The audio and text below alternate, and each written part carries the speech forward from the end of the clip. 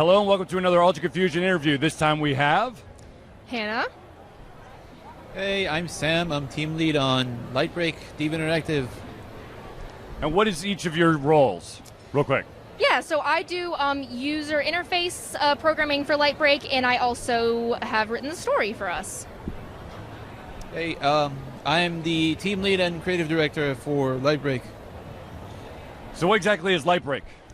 LightBreak is a puzzle game about communication. It is story-based, and we have a lot of user customization going on within the game itself. So how many people are working on this project? Right now, we are a team of 6 to 7 people, and we've been working on LightBreak for about 2 years now. Is this your first project together? Together, yes. Yeah. And what platforms are you aiming for here? Currently, we're aiming for PC and Mac and Linux, but we do have plans to extend to consoles if we can afford it. And how long did you say this has been in development so far? About 2 years. So in those 2 years, what do you think is one of the biggest initial obstacles you've had to overcome? So LightBreak started as a game jam project. Mm-hmm. So all of us kind of like randomly walked into a room together and was like, okay, hey, let's make a game. And that was the first initial hurdle, I guess, because we really didn't know the extent of each other's abilities. Mm-hmm. We had a professional sound composer, Saaz, which is awesome, but most of us were like at the beginning of learning how to make games. So. I know for me personally, I had to do a butt ton of game jams to kind of like XP grind to get to the level to develop something like this.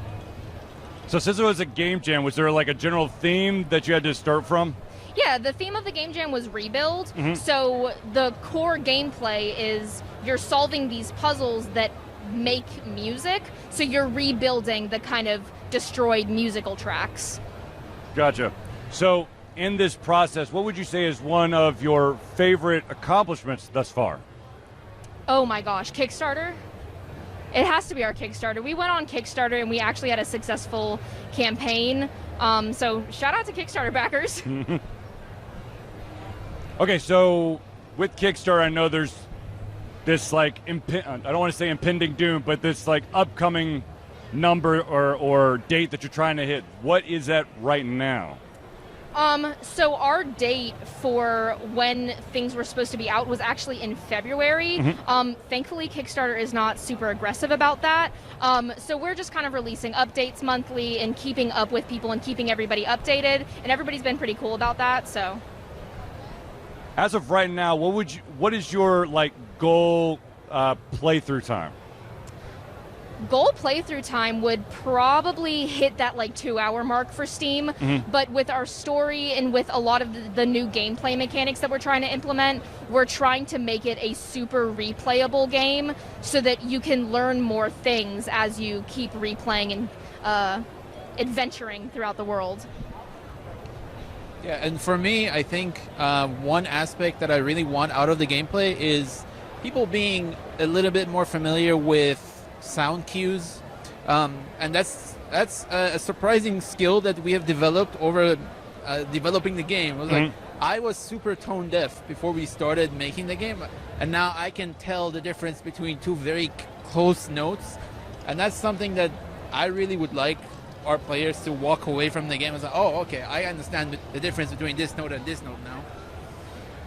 So what kind of advice could you give to an aspiring indie creator who's about to start on their very first passion project?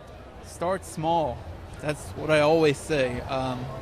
So one of the reasons why LightBreak actually became LightBreak is that in the Game Jam build, we did a very, very small amount of gameplay. And we focused the majority of the Game Jam on polishing and making sure that one little thing worked perfectly. And that's kind of our philosophy right now as well. So we don't want to like breadth-wise go very wide and cover all sorts of like gameplay stuff.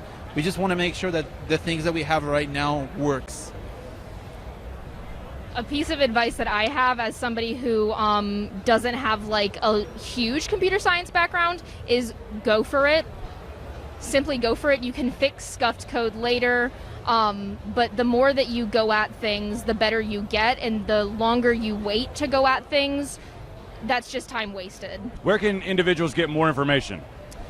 So we have Discord, we have a Twitter, we have an Instagram less active, but you can just Google LightBreak. We're the first search result. So it'd be LIGHT3BREAK? Yes. Okay. Well, I wish y'all the best. I hope your game kicks ass. Thanks for letting me do this interview. Thank you.